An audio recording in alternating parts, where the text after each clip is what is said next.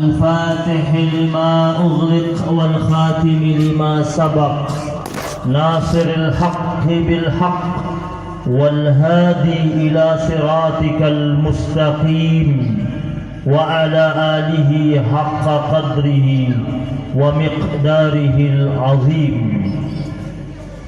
سبحانك لا علم لنا إلا ما علمتنا إنك أنت العليم الحكيم. اللهم علمنا ما ينفعنا وارزقنا علما وأرنا الحق حقا وارزقنا اتباعه وأرنا الباطل باطلا وارزقنا اجتنابه وأدخلنا في عبادك الصالحين. سبوح قدوس ربنا ورب الملائكة والروح. Yang sama-sama kita hormati dan kita cintai Sahibul Bait Bapak Haji Joni beserta Ibu Haja Eti dan seluruh keluarga besar yang hadir pada kesempatan kali ini. Para tokoh masyarakat, kepala desa dan seluruh tokoh masyarakat, para sesepuh yang berkesempatan hadir pada kesempatan yang mulia di malam hari ini. Para asatidzah, ada tadi rombongan daripada Ustadz Abdul Fattah yang hadir memimpin acara maulid, kemudian grup-grup hadrahnya dari sahabat-sahabat kita yang ikut mengiringi pembacaan maulid Simtud Durab, dan para asatiz yang lainnya yang kesempatan hadir pada malam yang penuh dengan keberkahan ini. Alhamdulillah, segala puji bagi Allah Subhanahu wa taala, pencipta kita yang maha melihat segala macam bentuk perbuatan kita, maha menyaksikan segala macam bentuk sikap kita, maha menatap segala macam bentuk tindak tanduk kita, maha mendengar segala macam bentuk permintaan dan permohonan kita serta munajat kita. Dialah Allah Subhanahu wa taala yang setiap saat dan setiap waktu menurunkan rangkaian kenikmatan yang bertubi-tubi dalam kehidupan kita, baik setelah kita memintanya atau sebelum kita memintanya. Bahkan Allah Subhanahu wa ta'ala dengan kemuliaannya yang agung dan rahmatnya yang begitu luas, lebih banyak menghadirkan buat kita nikmat demi nikmat sebelum kita meminta kepada Allah Subhanahu wa ta'ala. Dan untuk itu sudah sepantasnya lah kita menjadi hamba Allah yang tinggi syukurnya dan kuat imannya kepada Allah Subhanahu wa ta'ala. Salawat dan salam terus menerus kita persembahkan kepada Rasul pilihan yang selalu indah tutur katanya, bagus akhlaknya, baik perangainya, sopan santun dalam pergaulan, pemimpin agung, panglima yang gagah berani, seorang suami yang bijaksana, pengemban risalah ilahi, penyabar terhadap segala macam bentuk persoalan umat manusia, Rasul yang tak pernah mengeluarkan kata-kata kasar ataupun cacian dalam berdakwah. Allah berfirman dalam Al-Quranul Karim, "Wa ma yantiqu 'anil hawa in huwa illa wahyun yuha." Tidak ada satupun kalimat yang keluar melalui lisan yang suci tersebut berdasarkan hawa nafsunya, kecuali wahyu ilahiyah yang Allah sematkan pada dirinya kemudian disampaikan kepada seluruh umat manusia. Nabiyyur Rahmah, Nabi yang kehadirannya menebar rahmat bagi seluruh umat manusia, bahkan seluruh alam semesta. Wa ma arsalnaka illa rahmatan lil alamin. Tidak kami utus engkau wahai Rasul kecuali mempersembahkan rahmat bagi seluruh alam semesta. Rahmat Nabi bukan hanya pada manusia, rahmat Nabi bahkan menembus seluruh alam semesta. Bahkan dalam sebuah riwayat hadis Imam Bukhari, Rasul mengatakan, aku masih ingat batu yang pernah mengucapkan salam kepadaku sebelum aku diangkat menjadi Rasul, dan aku masih tahu di mana letaknya. Nabi Taubah, Nabi yang mendidik umatnya bagaimana merintis jalan indah taubat kepada Allah Subhanahu wa ta'ala. Nabiul Huda, Nabi yang membawa hidayah, kemudian hidayah tersebut ditebarkan kepada seantero penjuru dunia, yaitu baginda Nabi besar Muhammad sallallahu alaihi wasallam, yang penuh cinta kepada umatnya, yang begitu mesra menanti umatnya di tepian telaga Al-Kautsar. Nabi mengatakan, aku menanti umatku di tepian telaga Al-Kautsar. Kata Rasul dalam sebuah riwayat hadis, inna likulli nabiyyin haudan. Sesungguhnya seluruh nabi-nabi mereka punya telaga, mulai dari Nabi Adam sampai Nabi Muhammad sallallahu alaihi wasallam. Dan telaganya Nabi Muhammad telaga yang paling luas, yang paling lebar, paling panjang. Sahabat Nabi pernah bertanya kepada Rasul, seperti apa telaga Al-Kautsar itu? Kata Nabi, min maqami hadza ila Amman, dari tempat aku berdiri sampai Amman, dari Mekah sampai Yordania, itu luas telaga Al-Kautsar. Telaga yang dipersembahkan buat umatnya Nabi Muhammad sallallahu alaihi wasallam. Sahabat Nabi tanya lagi, bagaimana warnanya? Kata Nabi, asyaddu bayadan minal laban wa ahla minal asal. Lebih putih daripada susu, lebih manis daripada madu rasanya.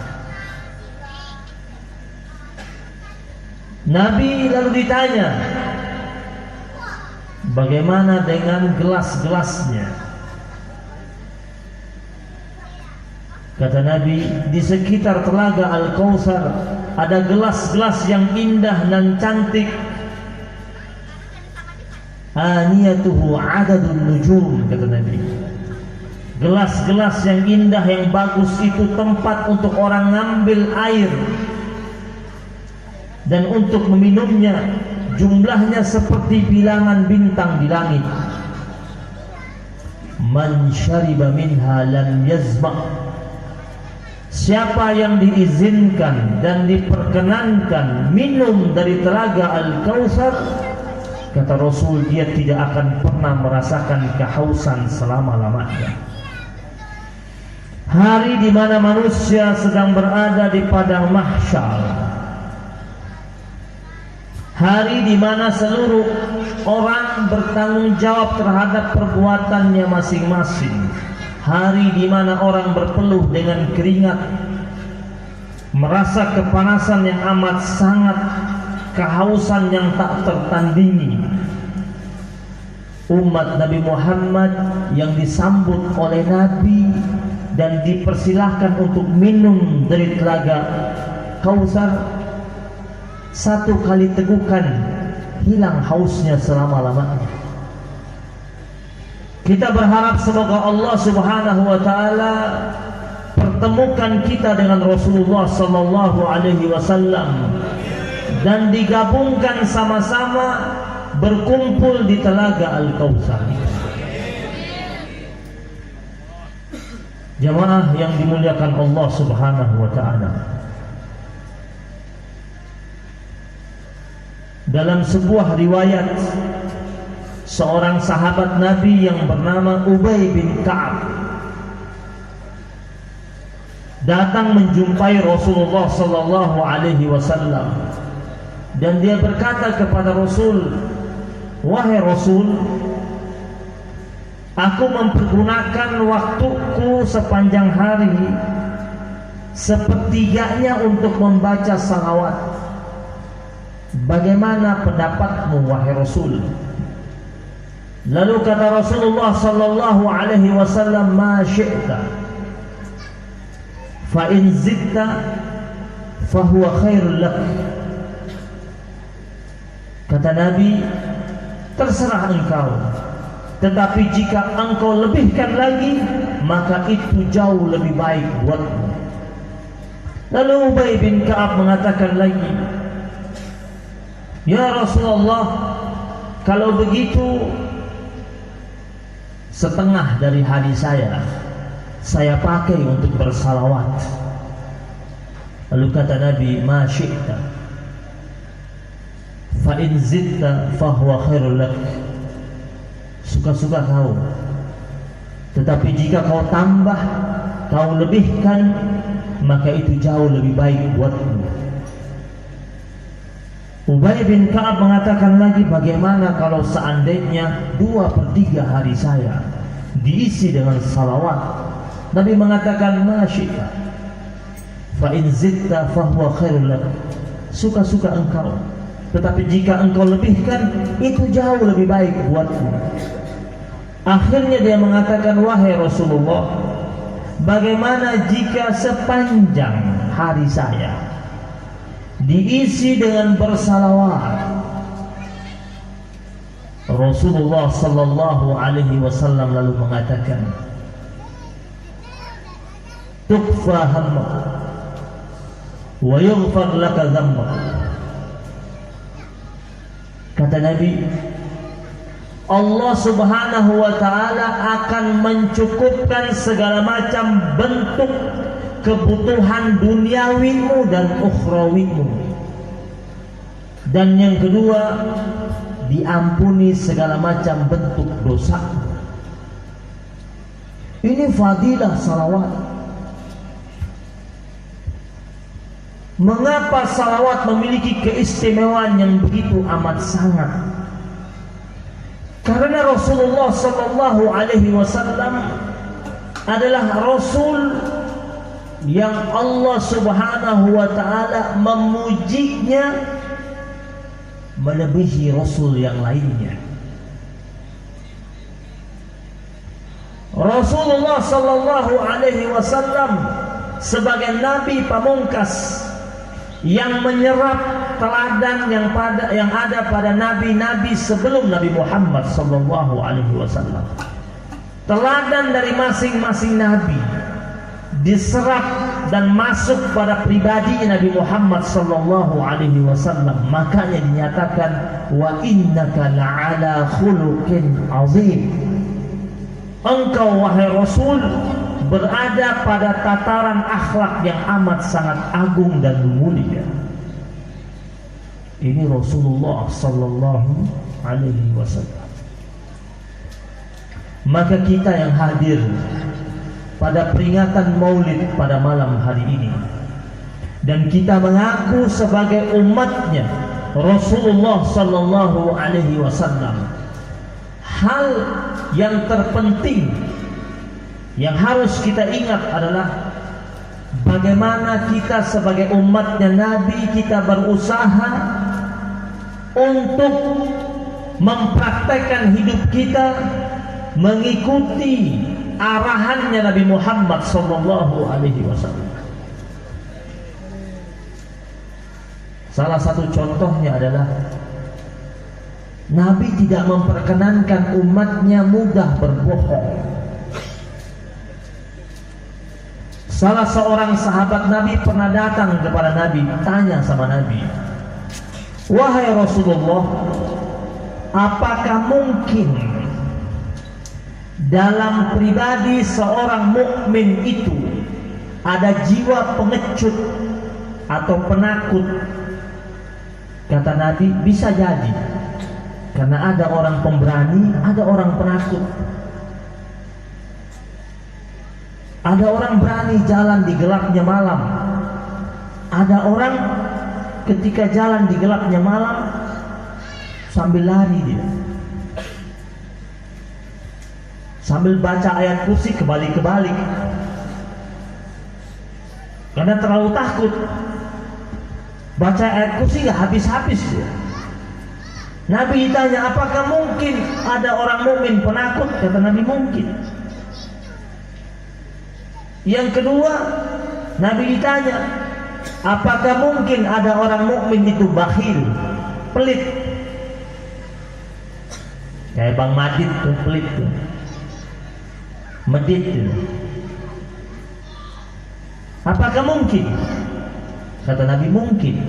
Karena ada orang mukmin dermawan, ada orang mukmin pelit. Ada yang dermawan hari ini, besok lusa dia pelit. Lalu Nabi ditanya dengan pertanyaan yang ketiga, apakah mungkin seorang mukmin itu pendusta? Apa jawaban Nabi? La. Tidak diperkenankan dalam pribadi orang mukmin berlaku dusta. Kalau dia mukmin, dia masih punya iman, dia takut berbohong. Jamaah yang dirahmati Allah Subhanahu wa taala. Dalam Al-Qur'an, Allah Subhanahu wa taala berpesan kepada orang yang beriman. Ya ayyuhallazina amanu taqullaha wa kunu ma'as sadiqin. Hai orang-orang yang beriman, bertakwalah kalian kepada Allah dan hendaklah kalian senantiasa bersama orang-orang sadiqin. Kata as-sidq dalam bahasa Arab bisa berarti jujur, bisa berarti benar. Karena orang jujur sudah pasti benar ucapannya, benar perilakunya, benar sikapnya, benar tindakannya, benar keputusannya. Dan Allah bilang, kunu ma'as sadiqin. Kalau kau beriman, kata Allah, hendaklah kalian bersama orang-orang yang jujur. Nabi pun berpesan, alaikum bisidqi. Hendaklah kalian senantiasa bersama kejujuran. Fa inna sidqa yahdi ilal birr. Karena kejujuran itu menghantarkan seseorang pada nilai kebaikan. Al-bir dalam bahasa Arab itu artinya kebaikan tanpa henti, kebaikan yang tidak musiman. Itu bir.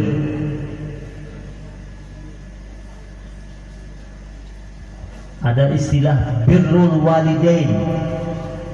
Apa artinya? Berbuat baik pada orang tua terus menerus. Jadi nggak ada itu anak berbakti sama orang tuanya, pas selesai dikasih uang jajan baru dia berbakti. Lagi tidak dapat uang jajan dia ngelawan. Itu bukan birrul walidain. Dibilang birrul walidain, engkau berbakti kepada kedua orang tuamu sekarang, besok, lusa terus, bahkan sampai orang tuamu meninggal dunia. Kebaktian itu belum selesai.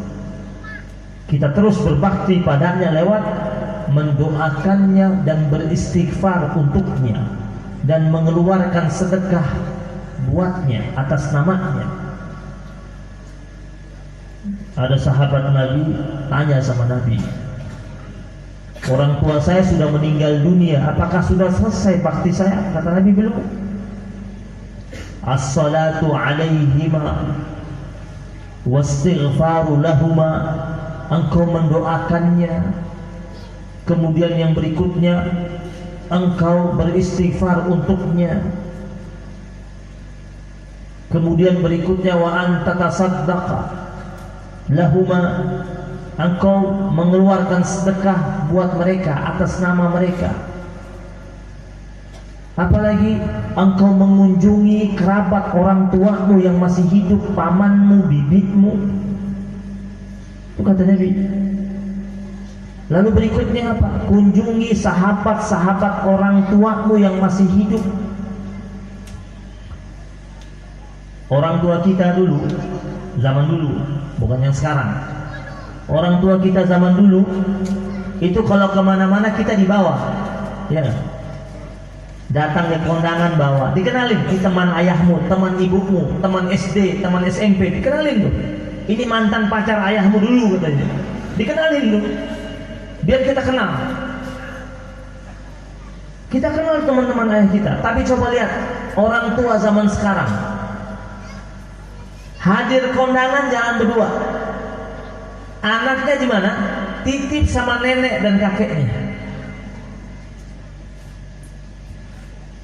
Pas orang tuanya meninggal dunia, teman-teman orang tuanya datang takziah, anaknya bingung siapa nih. Jadi sebenarnya orang tua zaman dulu mereka mempraktekkan hadis Nabi. Walaupun mereka tidak sebut hadisnya, anaknya dikenalkan sama teman-temannya, sehingga kalau dia meninggal dunia, anaknya masih cari teman-teman ayahnya yang masih hidup. Tetap dia kunjungi, tetap dia tegur sapa. Karena itu memang pesan Rasulullah Sallallahu Alaihi Wasallam. Kita kembali kepada hadis Nabi tadi. Kata Nabi, kebaikan, kejujuran itu menghantarkan kepada kebaikan. Dan kebaikan, fa innal birra yahdi ilal jannah. Kebaikan itu menghantarkan kepada surga. Yang berikutnya kata Nabi, wa iyyakum anil kadzib. Hendaklah kalian jauhi dusta. Jauhi. Nabi mengatakan jauhi. Berarti apa? Dekat-dekat aja nggak boleh. Apalagi sampai melakukan. Karena bohong ini bisa ngejangkit. Orang baik bergaul sama tukang bohong, lama-lama jadi tukang bohong.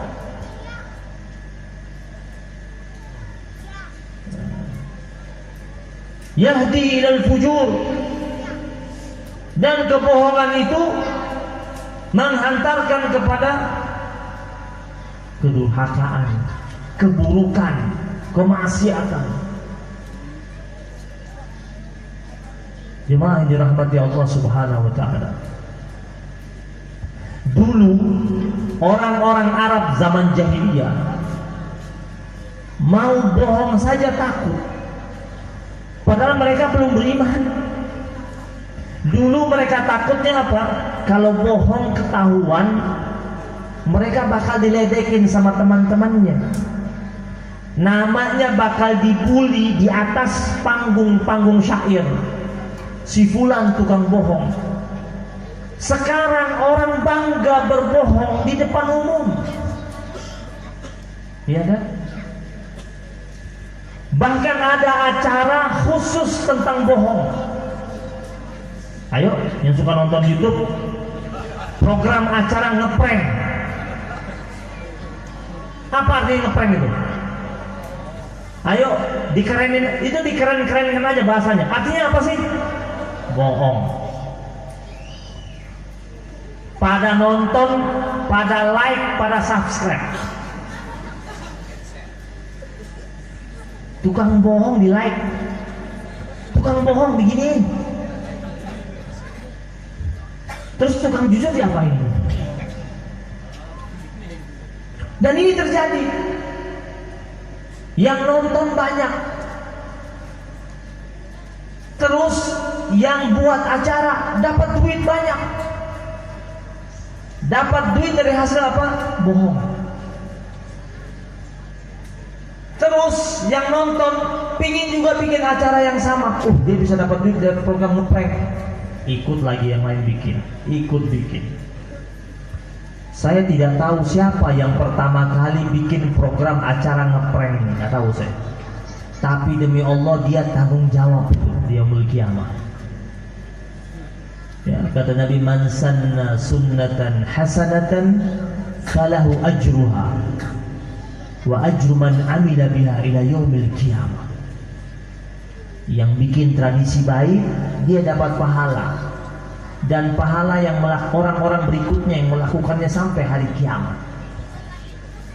Wa man sanna sunnatan sayyi'atan falahu wizruha. Siapa yang melakukan tradisi buruk, dia akan dapat keburukannya, dosanya, dan pelaku-pelaku berikutnya juga melakukannya, dia juga dapat, namanya dosa jariah juga.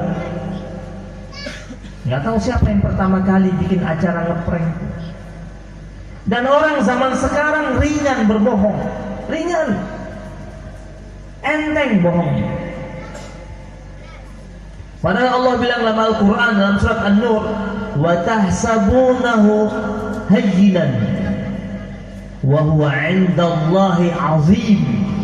Kalian mengira bahwasanya berbohong itu sesuatu yang ringan, perkara yang mudah, yang enteng, padahal itu di sisi Allah besar. Hati-hati. Ada orang tua niatnya mau motivasi anaknya, dia bilang begini, belajar yang rajin, nanti kalau ranking dibeliin hadiah, disebutin hadiahnya, nanti bakal dibeliin. Anaknya lulus dapat ranking, hadiahnya nggak sampai-sampai. Ini yang ketawa-ketawa mungkin pelakunya, enggak ya? Kalau ditanya kok nggak dikasih, itu hanya sebagai penyemangat. Dalam Islam nggak boleh itu, dosa.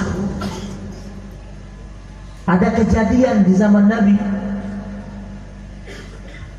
ada salah seorang sahabat Nabi, Amir bin Abdullah, dia masih kecil.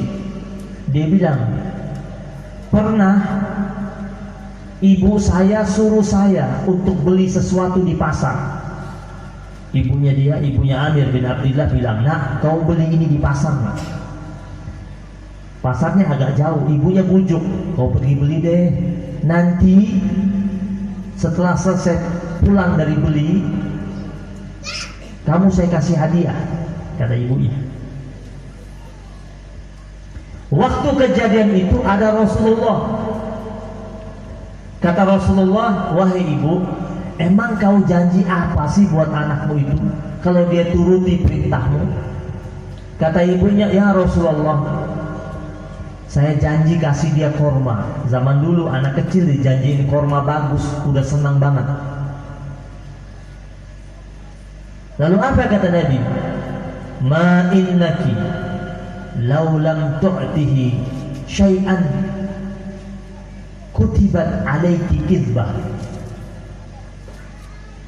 Kata Nabi, kalau kau tidak berikan apa yang telah engkau janjikan itu, maka engkau akan tercatat sebagai tukang bohong. Jadi jangan anggap ringan ini. Jangan anggap ringan. Ada orang minta dibantuin sama temannya, terus dia bilang sama temannya, kalau kau bantu saya nanti kalau gol ini saya kasih. Gol kagak pernah kasih, tukang bohong. Nabi larang keras ini. Kenapa? Karena Nabi pernah bersabda bahwasanya bohong itu fa innal kadhiba jima'un nifaq, menghimpun segala macam bentuk kemunafikan. Jadi mbahnya munafik itu bohong, mbahnya. Karena orang kalau dia sudah mudah berbohong, dia mudah untuk melanggar janji. Kalau dia sudah mudah berbohong, gampang baginya untuk berkhianat terhadap amanah yang diberikan padanya. Maka Rasulullah sallallahu alaihi wasallam dikenal sebagai pribadi yang siddiq.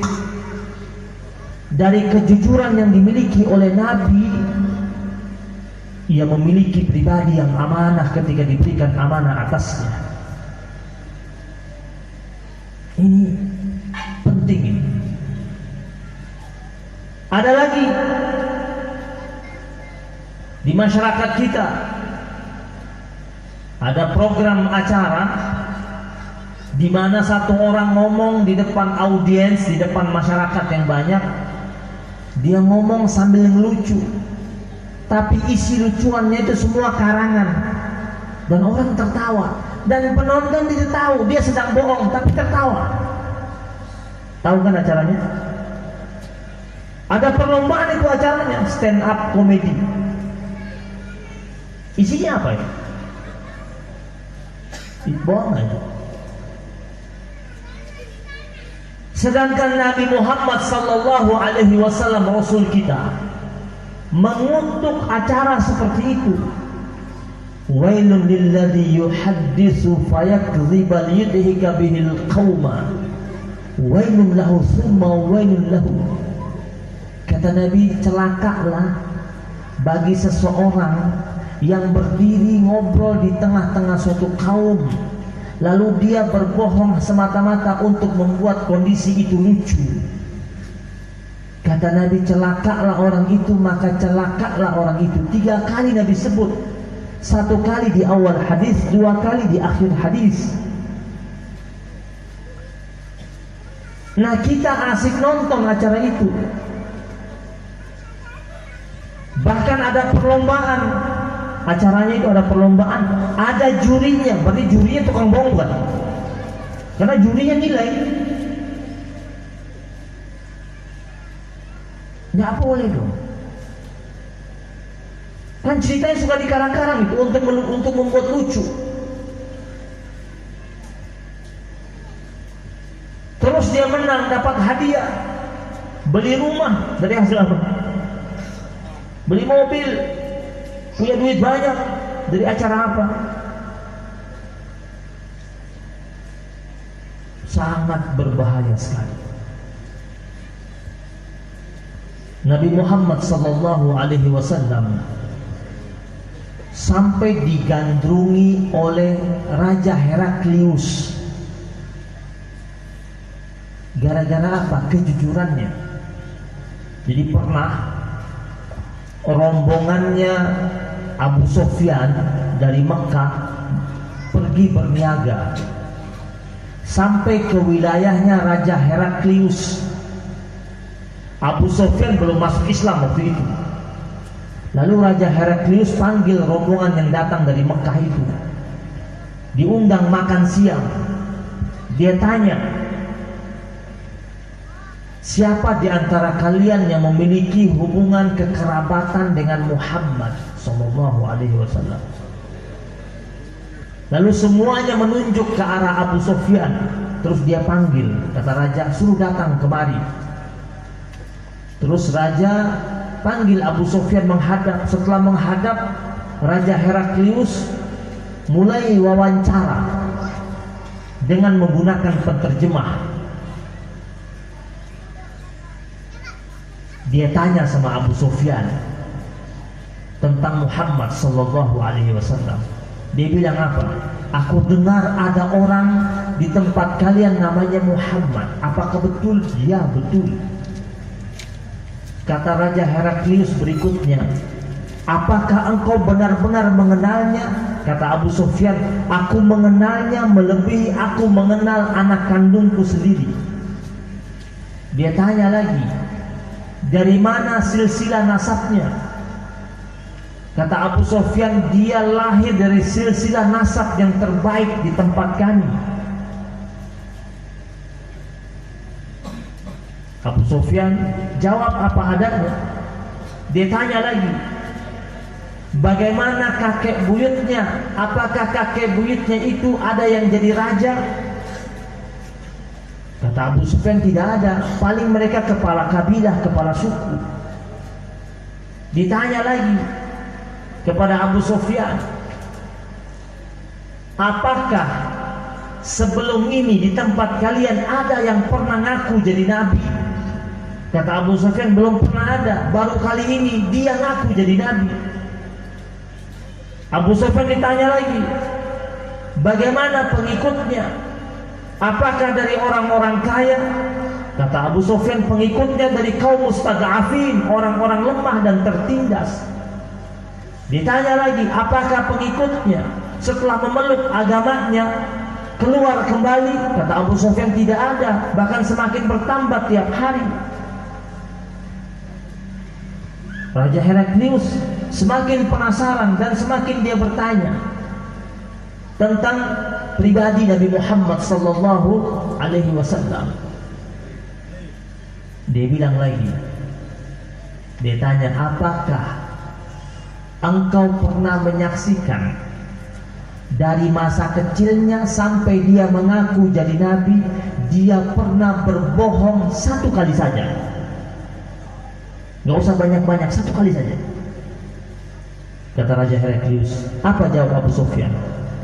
Kita tidak pernah menyaksikan dia berbohong dan bahkan mendengar dia berbohong satu kali saja. Lalu apa kata Raja Heraklius? Ini kisah ini ada dalam kitab Sahih Bukhari. Apa kata Raja Heraklius?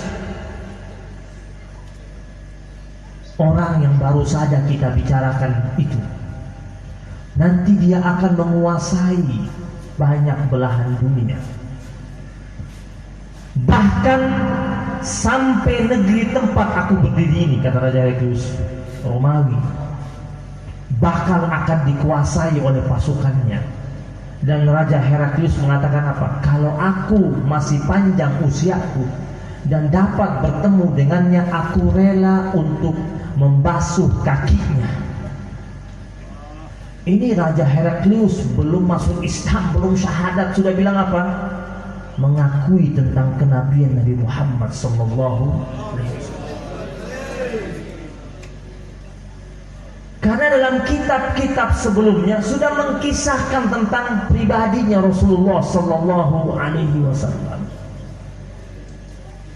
Makanya Nabi Musa alaihissalam itu sempat bertanya-tanya ketika Allah bilang sama Nabi Musa, Musa kalim wa Muhammadun habib. Allah bilang sama Nabi Musa, Nabi Musa, engkau itu kalimullah, Nabi dan Rasul yang diajak untuk bercakap-cakap dengan Allah. Tetapi ada nanti Nabi berikutnya namanya Muhammad Habib, kekasihnya Allah Subhanahu wa ta'ala. Spesial. Ini Rasulullah sallallahu alaihi wasallam. Makanya jemaah yang dirahmati Allah Subhanahu wa ta'ala, jangan pernah berhenti membaca salawat dan jangan pernah berhenti menyanjung Rasulullah sallallahu alaihi wasallam. Karena Allah Subhanahu wa ta'ala menyanjung Nabi. Lalu apa alasan kita tidak menyanjung Nabi? Allah mengatakan wa innaka la'ala khuluqin azim. Allah mengatakan Nabi sebagai uswatun hasanah, suri tauladan yang terbaik. Allah mengatakan dia sebagai rahmatan lil alamin. Itu kan redaksi sanjungan buat Nabi Muhammad sallallahu alaihi wasallam. Kita ini umatnya. Allah menyatakan dalam Al-Quran, wa rafa'na laka dzikrak, kami tinggikan sebutan namamu wahai Rasul. Allah bilang lagi, wala sawfa yu'tika rabbuka fatarda, Allah akan berikan segalanya kepada apa saja, segalanya kepada engkau wahai Rasul, sampai engkau katakan engkau ridha, engkau senang. Itu kan pujian Allah kepada Rasulullah sallallahu alaihi wasallam.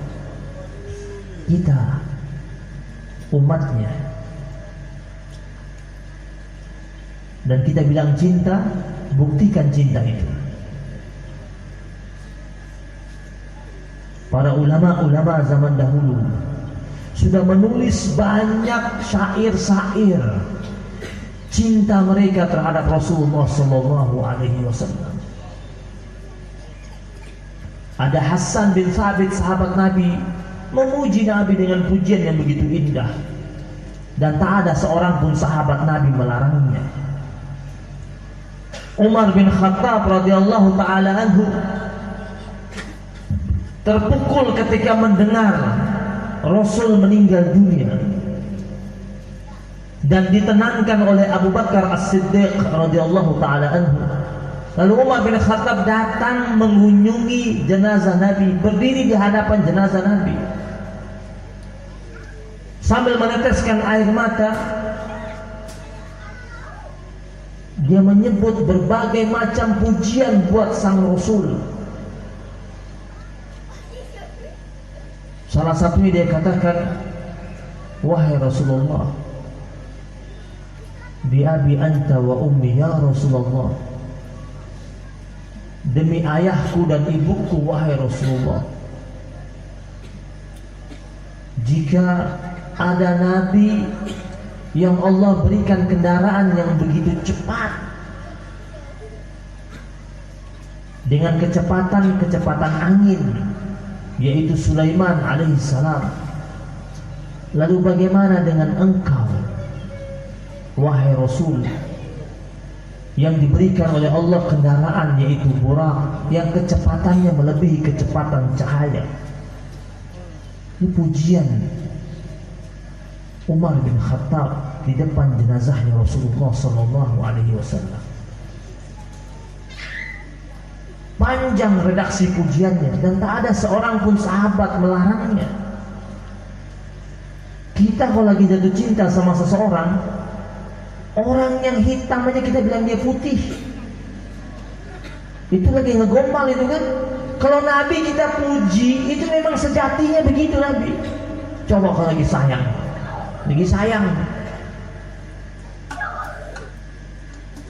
orangnya dandannya ngaco aja kita bilang, oh cantik banget, padahal dandannya udah warna-warni mukanya. Nabi tidak ada cacatnya, makanya dikatakan maksum, terjaga Rasulullah sallallahu alaihi wasallam dari segala macam bentuk pengaruh buruk, dan terjaga dari segala macam bentuk kemaksiatan. Rasulullah sallallahu alaihi wasallam. Banyak tadi kita baca Sittut Durar, itu isinya pujian tentang Rasul, isinya tentang sejarah hidup Nabi, dari awal kelahirannya, masa kecilnya, remajanya, masa diangkat jadi Rasul, mukjizat yang dia miliki, perjuangannya, tentang orang tuanya. Kita bilang cinta kita sama Nabi, tapi kita tidak tahu sejarah Nabi, omong kosong berarti cinta kita sama Nabi. Kalau kita sering membaca riwayat hidup Rasulullah sallallahu alaihi wasallam,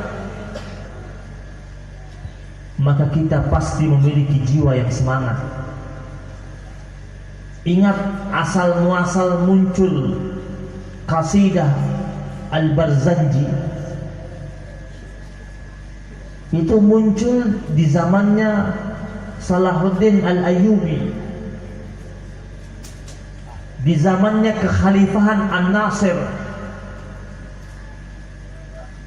Yang mengusulkan pertama kali adalah iparnya Salahuddin Al-Ayyubi yang bernama Muzaffaruddin Ghekburi, salah satu bupati di wilayah Suriah Utara, yang setiap waktu di wilayahnya dia bikin peringatan Maulid. Masyarakatnya adalah masyarakat yang memiliki semangat keislaman yang begitu kuat. Terus iparnya Salahuddin Al-Ayyubi yang bernama Muzaffaruddin Ghekburi ini, dia usulkan kepada Salahuddin Al-Ayyubi yang waktu itu menjabat sebagai gubernur untuk bikin perayaan Maulid. Salahuddin Al-Ayyubi mengusulkan kepada Khalifah An-Nasir. Diterima usulannya, dibikinlah sayembara. Siapa yang bisa bikin syair-syair pujian buat Rasulullah sallallahu alaihi wasallam? akhirnya dimenangkan oleh salah seorang ulama yang bernama Syekh Ja'far Al-Barzanji. Kemudian syair Al-Barzanji itu dipakai sebagai penyemangat pasukannya Salahuddin Al-Ayyubi, sebagai syiar. Dan apa yang terjadi? Yerusalem dan Al-Aqsa, sekian tahun kaum muslimin tak mampu merebutnya. Sekian tahun kaum muslimin mengalami kekalahan. Sekian tahun kaum muslimin tiarap dan lemah.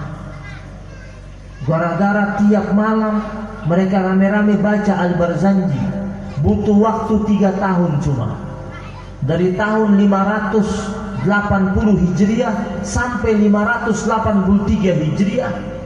Tahun 583 Hijriah kaum muslimin berhasil merebut Al-Aqsa dan Yerusalem berkat Al-Barzanji. Negeri kalau ingin makmur, kaum musliminnya hiasi negerinya dengan membaca salawat ala Nabi, dengan membaca riwayat hidup Rasulullah Sallallahu Alaihi Wasallam. Sering kita membaca riwayat hidupnya, maka kita mengenal Rasul kita. Antum lagi nonton sinetron, kalau nontonnya sudah sampai 50 episode, pasti hafal nama pemainnya.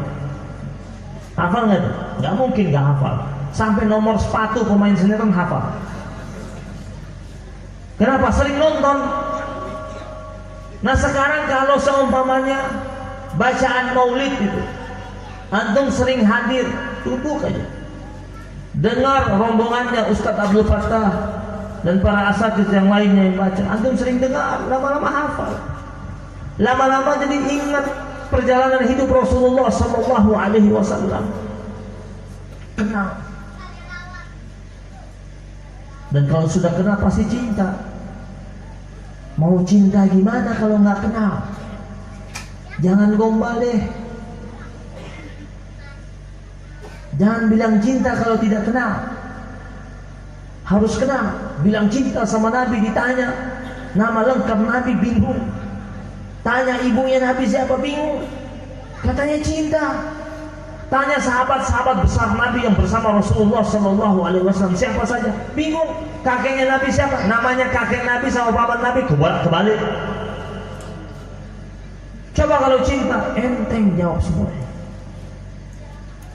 Kalau benar-benar cinta sama Rasulullah Sallallahu Alaihi Wasallam, datang ketika umrah, masuk Madinah, baru injak pelataran Masjid Nabawi udah nangis dia. Kenapa? Ada connecting dia, connecting hatinya dengan Rasulullah Sallallahu Alaihi Wasallam.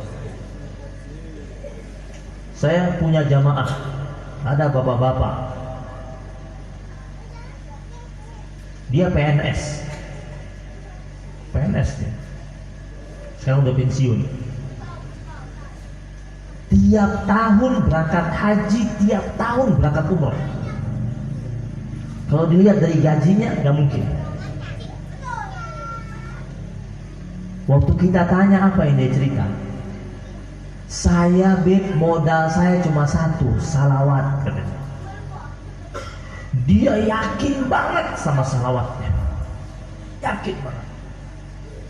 Dia bilang, kalau saya baca salawat berarti saya akan mengikat diri saya dengan Rasulullah. Masa Rasul nggak panggil saya? Saya yakin Rasul panggil saya. Dan kalau sudah dipanggil ke Madinah, pasti saya ke Mekah. Itu dia lakukan dari masa dia muda. Tiap tahun dia berangkat. Ada saja yang ajak dia berangkat haji. Plus dulu ini berangkatnya. Haji plus dulu diangkat, ajak berangkat. Last minute dapat visa berangkat. Umroh setahun itu bisa 2-3 kali dia berangkat. Yakinnya apa satu? Kalau acara di kantornya belum mulai, dia maju ke depan. Teman-temannya lagi duduk ngobrol sebelum acara mulai, acara seminar atau lokakarya. Dia maju ke depan, dia bilang apa? Ayo yang muslimin, muslimah, sambil nunggu acara mulai, mari kita baca salawat. Dia nggak peduli mau ikut, nggak ikut, yang penting dia baca.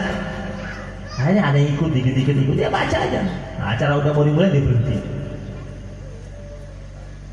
Yakin. Jemaah yang dirahmati Allah Subhanahu wa taala.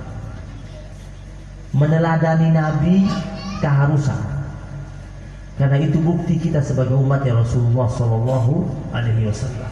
Walaupun kita tidak akan bisa persis seperti Nabi. Tidak akan bisa persis seperti Nabi. Nabi itu kalau makan sudah sampai pada tahapan halalan thayyiban, halal dan baik. Kalau kita masih berhenti di halal. Kalau mau ikut Nabi, makannya harus halal thayyib. Contoh nih, Nabi kalau makan daging kambing bagian apa? Paha. Coba cari riwayat, apa pernah Nabi makan jeroan? Jeroan itu halal, tapi tidak thayyib. Nabi makan nggak? Nabi nggak makan. Kalau kita masih makan tuh. Nah, kalau benar-benar mau ikut Nabi, kenapa tidak thayyib? Ternyata memang benar tidak thayyib. Makanya kata Imam Syafi'i, ditanya Imam Syafi'i rahimahullah, apa itu makanan yang thayyib? Kata beliau, kullu ma akal Rasul. Semua yang dimakan oleh Nabi pasti thayyib. Makanya dalam Al-Quran itu Allah bilang sama para Rasul, wahai para Rasul-Rasul, makanlah kalian dari yang baik-baik, wa'malu salihah. Kemudian setelah itu lakukanlah amal saleh. Di para nabi itu Allah katakan amal saleh kalian itu bisa berdiri dengan tegak kalau kalian makan yang baik-baik. Mau bangun sholat malam jam 2 dari pagi, sarapan paginya rawon, makan siangnya soto babat, makan malamnya tongseng, sebelum tidur martabak telur, ya, telurnya 5 biji, minumnya kopi, terus tidur. Mau bangun jam 2, kebangun nggak kira-kira? Kebangun sih, tapi nggak jadi mau sholat. Apa? Asam uratnya kambuh. Ini makannya ya thayyib. Kalau makan yang thayyib sehat. Mau ibadah juga ringan. Kan Allah bilang dalam Al-Quran, karakter hamba Allah yang beriman itu perutnya jauh dari tempat tidurnya, lambungnya jauh dari tempat tidurnya. Berarti apa? Perutnya nggak kekenyangan. Kalau udah kekenyangan, celaka itu. Jadi mencoba. Ini setiap masuk bulan Maulid pikir, ini bulan Maulid sekarang apa yang belum saya lakuin? Sunnah Nabi apa yang harus saya tingkatkan? Coba ya. Jemaah yang dirahmati Allah Subhanahu wa taala. Sahabat Nabi berbagai macam cara mereka menunjukkan cinta mereka kepada Nabi. Ada salah seorang sahabat Nabi, dia dulu pernah jalan sama Nabi, lewat satu tempat yang ada rantingnya. Ada ranting pohon. Ranting pohon itu rendah.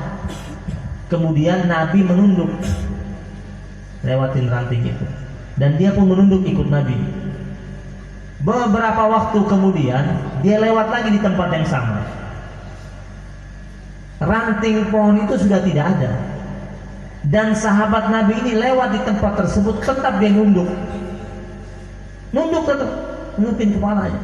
Sampai sahabat-sahabat Nabi lain tanya, kenapa kau menunduk? Dia bilang, dulu saya pernah lewat sama Nabi, ada ranting di sini, dan kami menunduk ketika melewat. Rasul menunduk, maka sampai sekarang kalau saya lewat tempat ini, saya menunduk ikut Rasulullah Sallallahu Alaihi Wasallam.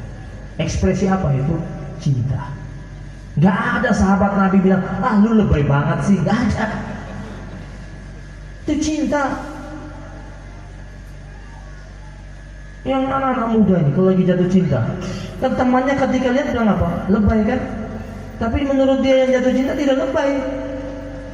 Kata ulama salafus shalihin, tidak ada batasan dalam ungkapan cinta. Nggak ada batasan, karena itu ekspresi. Punya kekasih, muka kekasihnya biasa aja, tapi dia bilang cantik banget. Kata temannya, dia harus pakai kacamata itu, tapi dia suka. Nah sekarang Nabi Muhammad yang benar-benar sempurna dan sangat sempurna, dan itu Rasul kita. Makanya tunjukkan cinta itu mulai dari sekarang dan terus. Jamaah yang dirahmati Allah Subhanahu wa ta'ala. Satu lagi, Syekh Yusuf An-Nabhani, seorang qadi. Dia menyidang seseorang yang melakukan pembunuhan. Dipanggil, disidang. Syekh Yusuf An-Nabhani bilang, apa yang kau lakukan sama terdakwa ini? Saya membunuh. Kenapa kau membunuh? Karena dia menghina. Orang tuamu yang dihina? Bukan. Ditanya lagi, apakah adikmu? Bukan. Saudaramu? Bukan. Dirimu yang dihina? Bukan. Lalu siapa sampai kau tega bunuh orang itu? Dia katakan, terdakwa ini bilang, karena yang dia hina adalah Rasulullah.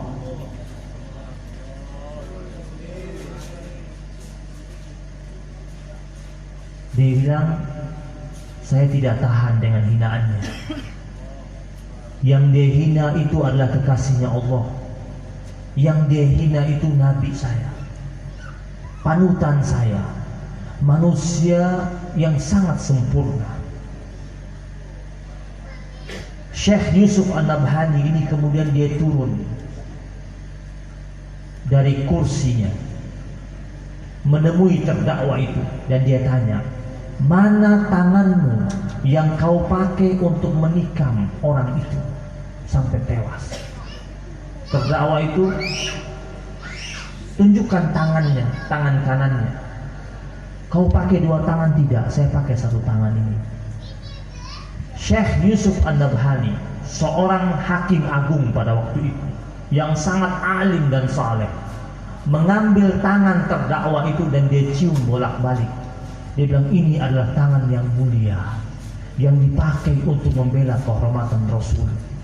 Mana mungkin aku jatuhkan hukuman kepadamu.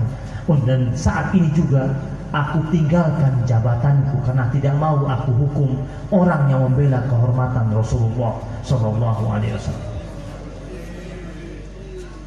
Berhenti dia,